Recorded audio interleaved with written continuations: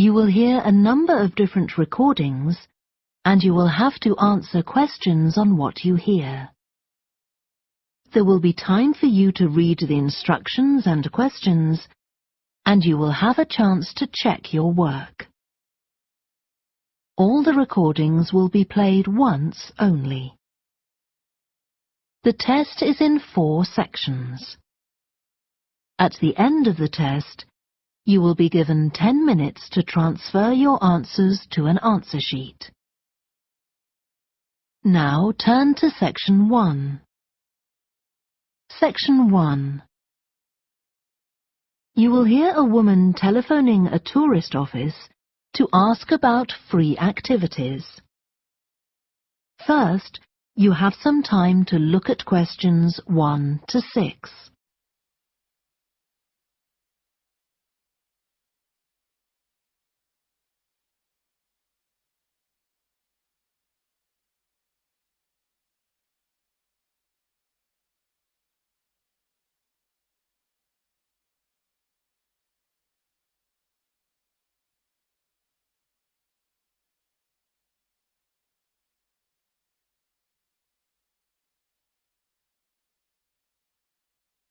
You will see that there is an example that has been done for you. On this occasion only, the conversation relating to this will be played first. Good morning, this is Burnham Tourist Office, Martin speaking. Oh, hello. I saw a poster about free things to do in the area, and it said people should phone you for information. I'm coming to Burnham with my husband and 2 children for a few days on June the 27th, or possibly the 28th, and I'd like some ideas for things to do on the 29th. Yes, of course. The date that the woman wants information about is the 29th of June, so the letter C has been circled. Now we shall begin. You should answer the questions as you listen, because you will not hear the recording a second time. Listen carefully and answer questions 1 to 6. Good morning, this is Burnham Tourist Office, Martin speaking. Oh, hello. I saw a poster about free things to do in the area, and it said people should phone you for information. I'm coming to Burnham with my husband and 2 children for a few days on June the 27th, or possibly the 28th, and I'd like some ideas for things to do on the 29th. Yes, of course. OK. Then let's start with a couple of events especially for children. The art gallery is holding an event called Family Welcome that day, when there are activities and trails to use throughout the gallery. That sounds interesting. What time does it start? The gallery opens at 10 and the Family Welcome event runs from 10:30 until 2 o'clock. The gallery stays open until 5, and several times during the day they're going to show a short film that the gallery has produced. It demonstrates how ceramics are made, and there'll be equipment and materials for children to have a go themselves. Last time they ran the event there was a film about painting, which went down very well with the children, and they're now working on one about sculpture. I like the sound of that. And what other events happen in Burnham? Well, do you all enjoy listening to music? Oh, yes. Well, there are several free concerts taking place at different times, 1 or 2 in the morning, the majority at lunchtime and a couple in the evening, and they range from pop music to Latin American. The Latin American could be fun. What time is that? It's being repeated several times in different places. They're performing in the Central Library at 1 o'clock, then at 4 it's in the City Museum, and in the evening at 7:30 there's a longer concert in the theatre. Right. I'll suggest that to the rest of the family. Something else you might be interested in is the boat race along the river. Oh, yes. Do tell me about that. The race starts at Offord Marina to the north of Burnham and goes as far as Summer Pool. The best place to watch it from is Charlesworth Bridge, though that does get rather crowded. And who's taking part? Well, local boat clubs, but the standard is very high. One of them came first in the West of England Regional Championship in May this year. It was the first time a team from Burnham has won. It means that next year they'll be representing the region in the National Championship. Before you hear the rest of the conversation, you have some time to look at questions 7 to 10.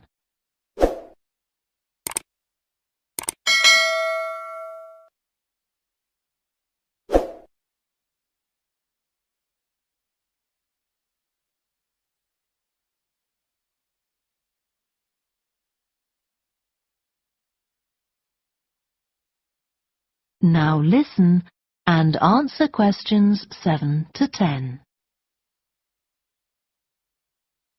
Now, I've heard something about Paxton Nature Reserve. It's a good place for spotting unusual birds, isn't it? That's right, throughout the year.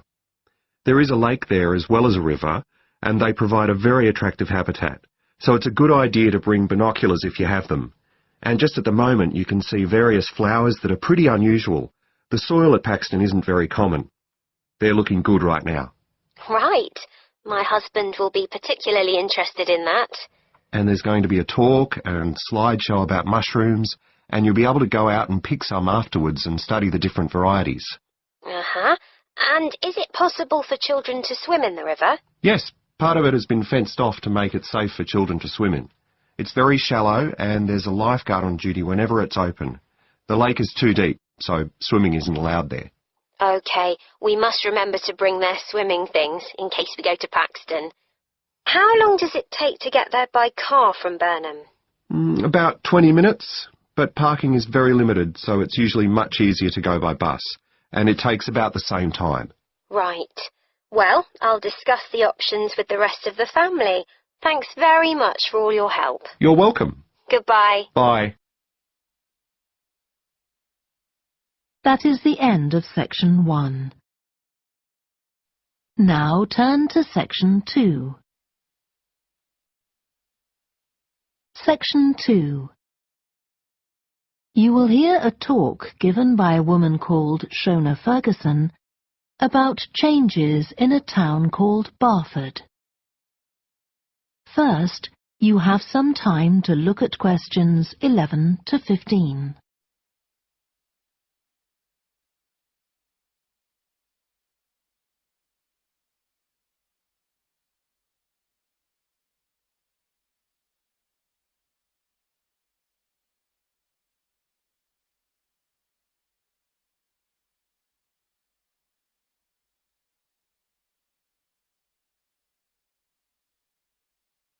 Now listen carefully and answer questions 11 to 15.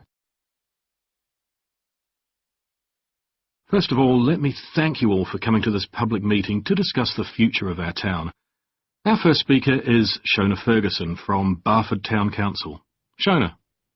Thank you. First, I'll briefly give you some background information. Then I'll be asking you for your comments on developments in the town. Well, as you don't need me to tell you, Barford has changed a great deal in the last 50 years. These are some of the main changes. 50 years ago, buses linked virtually every part of the town and the neighbouring towns and villages. Most people used them frequently, but not now, because the bus companies concentrate on just the routes that attract most passengers. So parts of the town are no longer served by buses. Even replacing old, uncomfortable buses with smart new ones has had little impact on passenger numbers. It's sometimes said that bus fares are too high, but in relation to average incomes, fares are not much higher than they were 50 years ago. Changes in the road network are affecting the town. The centre was recently closed to traffic on a trial basis, making it much safer for pedestrians. The impact of this is being measured. The new cycle paths separating bikes from cars in most main roads are being used far more than was expected, reducing traffic and improving air quality. And although the council's attempts to have a bypass constructed have failed, we haven't given up hope of persuading the government to change its mind. Shopping in the town centre has changed over the years. Many of us can remember when the town was crowded with people going shopping. Numbers have been falling for several years, despite efforts to attract shoppers, for instance by opening new car parks. Some people combine shopping with visits to the town's restaurants and cafes. Most shops are small, independent stores, which is good, but many people prefer to use supermarkets and department stores in nearby large towns, as there are so few well-known chain stores here. Turning now to medical facilities. The town is served by family doctors in several medical practices, fewer than 50 years ago, but each catering for far more patients. Our hospital closed 15 years ago, which means journeys to other towns are unavoidable. On the other hand, there are more dentists than there used to be. Employment patterns have changed along with almost everything else.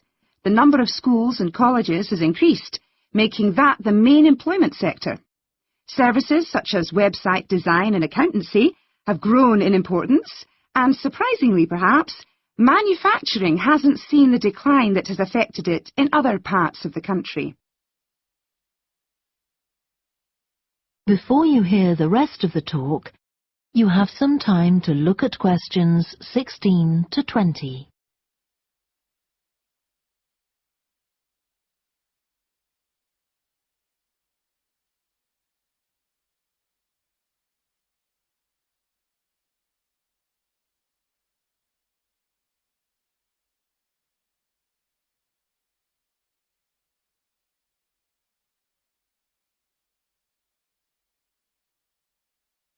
Now listen and answer questions 16 to 20. Now I'll very quickly outline current plans for some of the town's facilities, before asking for your comments. As you'll know if you regularly use the car park at the railway station, it's usually full.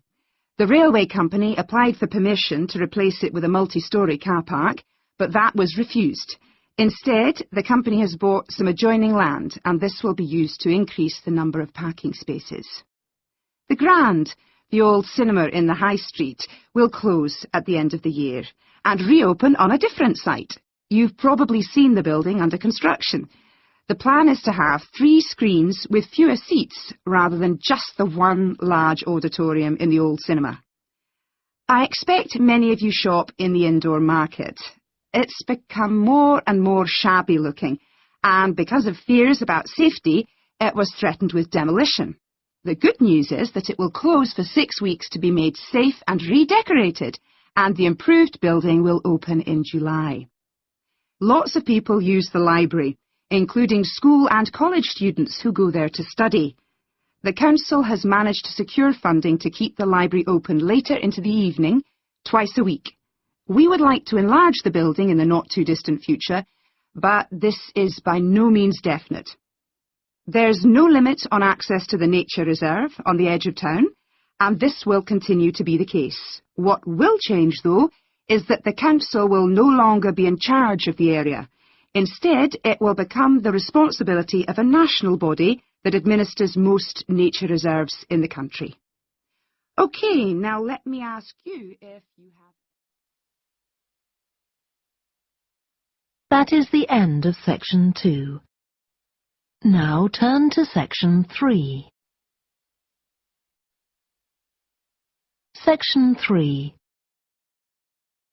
You will hear 2 students called Helen and Jeremy, who are studying creative writing, discussing a project for their course which involves writing and illustrating stories for children. First, you have some time to look at questions 21 to 26.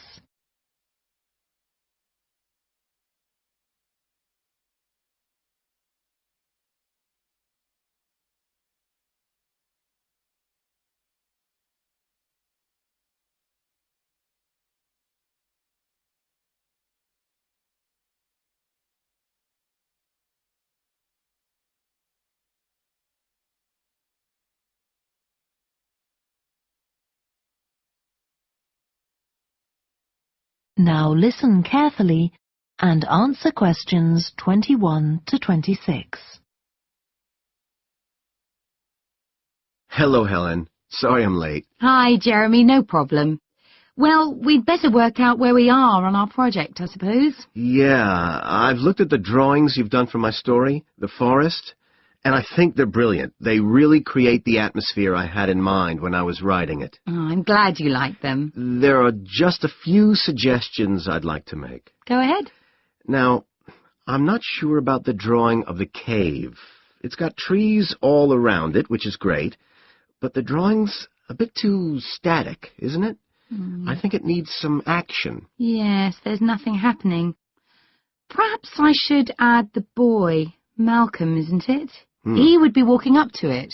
Yes, let's have Malcolm in the drawing. And what about putting in a tiger? The one that he makes friends with a bit later. Maybe it could be sitting under a tree, washing itself.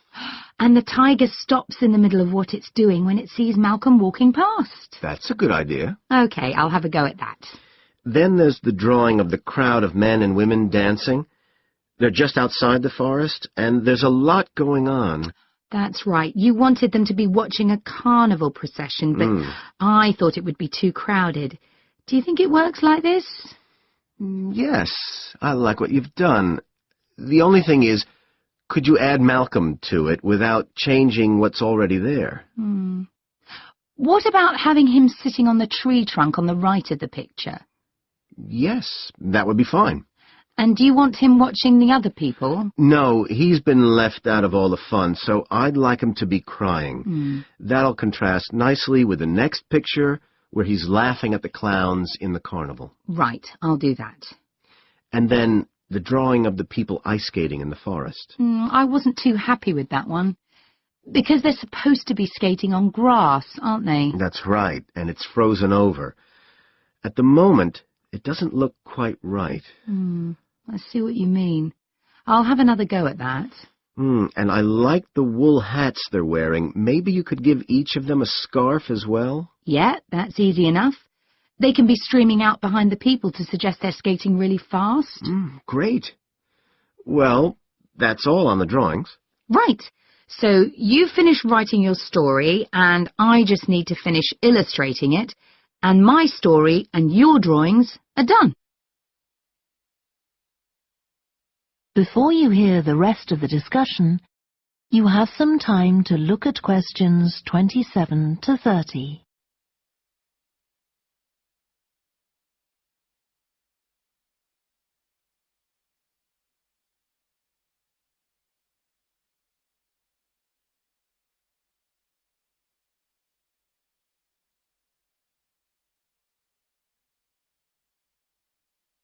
Now listen and answer questions 27 to 30.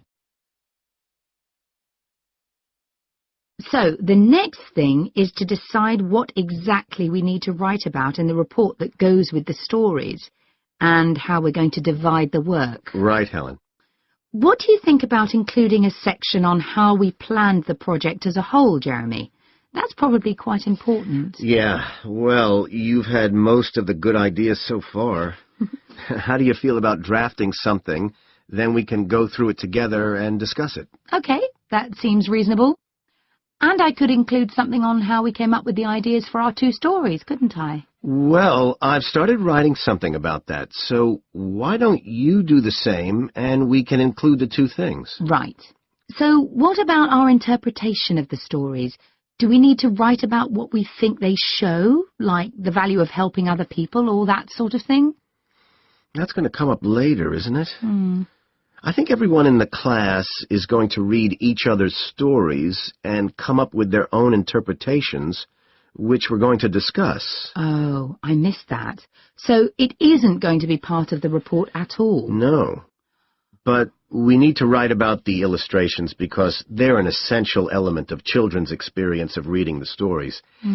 It's probably easiest for you to write that section, as you know more about drawing than I do. Maybe, but I find it quite hard to write about. I'd be happier if you did it. Okay. So when do you think we can get this ready? That is the end of section 3. Now turn to section 4. Section 4. You will hear part of a lecture to business students about the use of one particular type of research known as ethnography. First, you have some time to look at questions 31 to 40.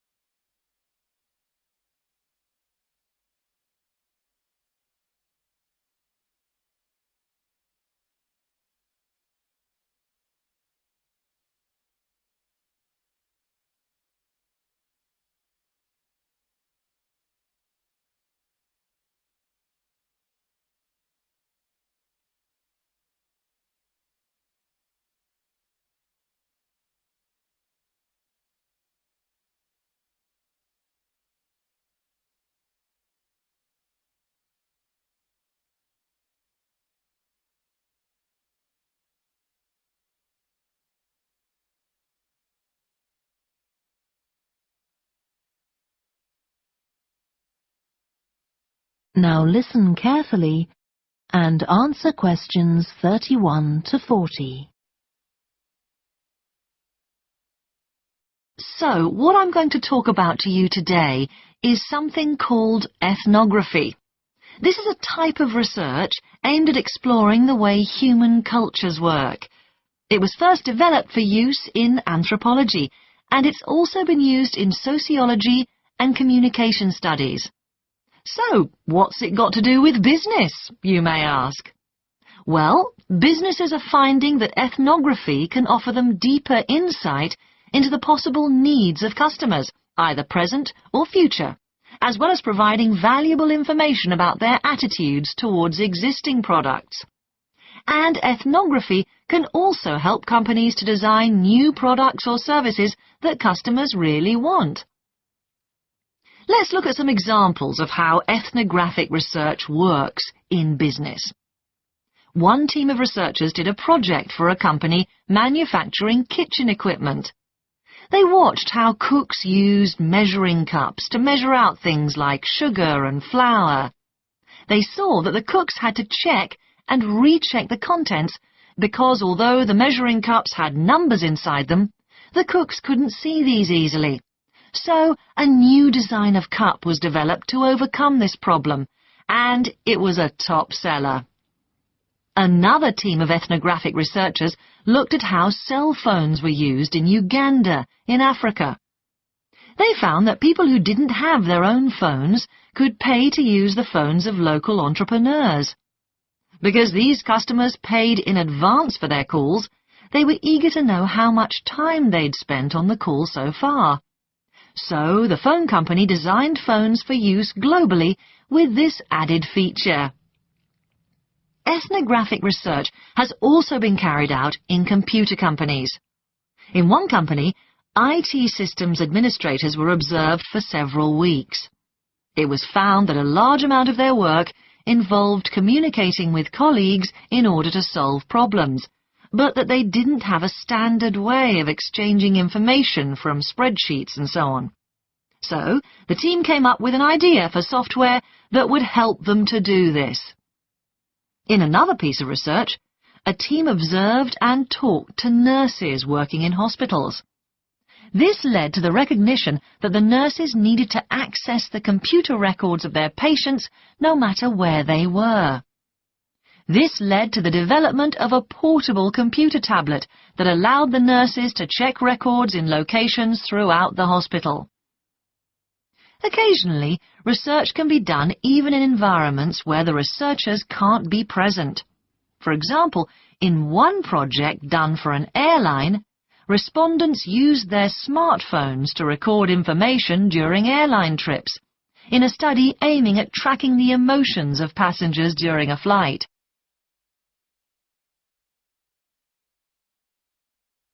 So, what makes studies like these different from ordinary research? Let's look at some of the general principles behind ethnographic research in business. First of all, the researcher has to be completely open-minded. He or she hasn't thought up a hypothesis to be tested, as is the case in other types of research. Instead, they wait for the participants in the research to inform them. As far as choosing the participants themselves is concerned, that's not really all that different from ordinary research. The criteria according to which the participants are chosen may be something as simple as the age bracket they fall into, or the researchers may select them according to their income, or they might try to find a set of people who all use a particular product, for example.